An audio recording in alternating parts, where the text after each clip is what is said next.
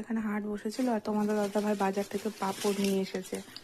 তো এই পাঁপড়গুলো এর আগে আমাদের কোনোদিনও আনা হয়নি, দেখে তো মনে হচ্ছে চালের আটারই পাঁপড়। তো তোমাদের দাদা ভাই বলছিল যে আজকে ভেজে দিতে, কেমন খেতে হয়। আর আমি খুব আস্তে আস্তে কথা বলি, যদি সোনা আমার পাশের রুমে আছে, সোনা আওয়াজ শুনতে পেলে ও আরো কান্নাকাটি করবে। তো তেল গরম হয়ে গেছে, দিয়ে দেখি কেমন হয়।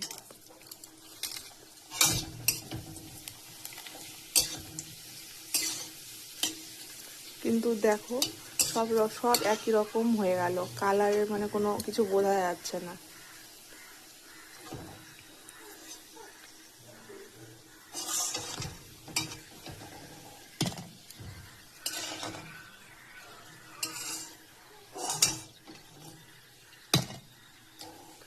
তোমাদের দাদা ভাই ভেবেছিল কি কালারগুলো বোধহয় আলাদা আলাদা হবে, কিন্তু সমস্ত পাঁপড় তেলে দেওয়ার সাথে সাথে কালার কিন্তু সব একই রকম কালার চলে আসলো।